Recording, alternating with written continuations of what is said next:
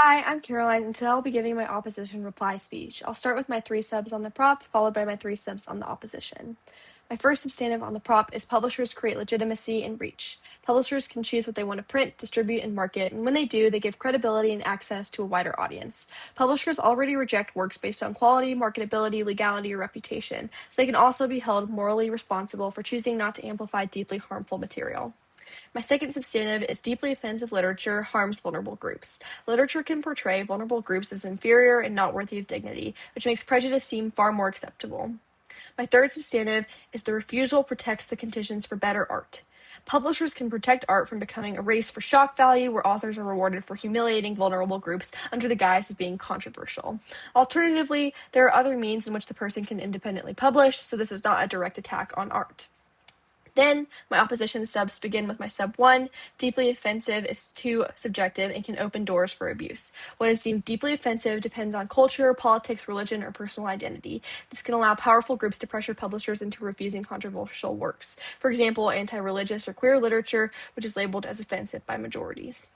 My second substantive is offensive literature has value. Some literature is offensive because it exposes uncomfortable truths and forces readers to confront injustice.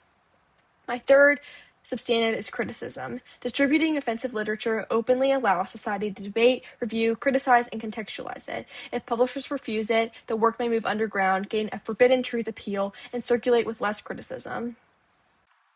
The books that the world calls immoral are the books that show the world its own shame. In the proposition's world, books like To Kill a Mockingbird and Things Fall Apart may have never been published. Why? Because they make people uncomfortable. Because some people find them deeply offensive. But portrayal is not endorsement. A book can depict racism without supporting racism. It can describe hatred without promoting hatred. The purpose of literature is not to comfort us. It is to challenge, educate, and expose us to realities that we may not want to face. Those who do not study history are doomed to repeat it, proud to oppose. Judge, this debate comes down to 3 key questions my partner left you in the third speech. If the answer to any of the questions is no, side opposition wins the debate. All of the questions link towards the impacts of the proposition. If the link chain gets broken at any point, they can't win. First question, do publishers have a moral obligation to refuse to distribute? If no, then they have no duty to act in the first place. Proposition told you that publishers create legitimacy and reach. We accept that publishers have influence, but this does not prove a duty to refuse. They may have duties, but those duties look like adding historical notes, warnings, and introductions. Furthermore, our Who Decides substantive told you that because publishers came from a point of privilege, you might have a white conservative publisher who finds homosexuality deeply offensive. We would always tell you that it's better to deprioritize the publishers getting to decide what's deeply offensive, what wasn't deeply offensive, and over-prioritize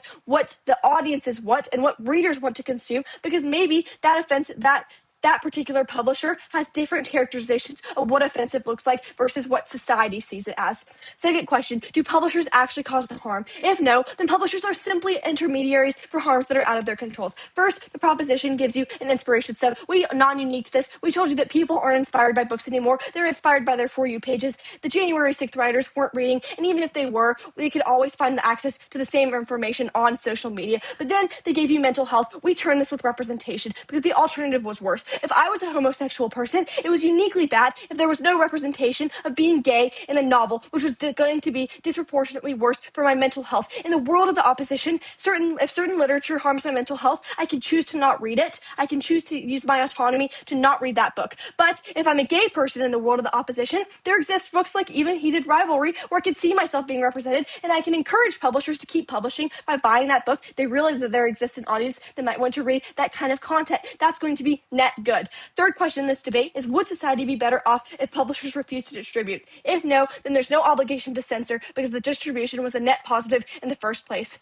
We have to recharacterize what offensive literature looks like in this debate. In the world of the proposition, books like How to Kill a Mockingbird, again, not distributed. It's easy to characterize anything as offensive to censor it. But in literature, moral values are often contested, and works that are called offensive in their own time may later be recognized as truthful and liberating. The duty then is to recognize the value of deeply offensive literature because it unsettles us. The problem with proposition standard is that the concept of deeply offensive is too subjective. The same work can be called immoral or obscene by one group and later recognized as meaningful. So how are we weighing this in the debate? Even if some literature is genuinely harmful, proposition still has to win the comparative. They must prove that refusal makes society better than open criticism and contextualization, which they don't. Firstly, because in our world, offensive literature can be reviewed, debated, and criticized, which enables publicly challenging it. But secondly, because in the world of the proposition, refusal does not erase the idea ideas, but it moves them into less accountable spaces. The work may circulate underground and gain forbidden appeal, as if the group is being silenced, becoming more attractive to people who already believe mainstream institutions are hiding the truth. So even on harm reduction, OPP gives you the better comparative response. But one lesson remains constant. No matter what debate we engage in, those who do not study history are doomed to repeat it. History has rarely looked favorably upon those who decided that certain books were too offensive to read. The books that were banned and condemned were the very books that challenged injustice, preserved history, and gave voice to the most oppressed. The lesson history leaves us is simple. Progress has never come from silencing uncomfortable ideas, but from confronting them. If no one had been willing to publish them, many of the advances we celebrate today would have never begun. For those reasons, so proud to oppose.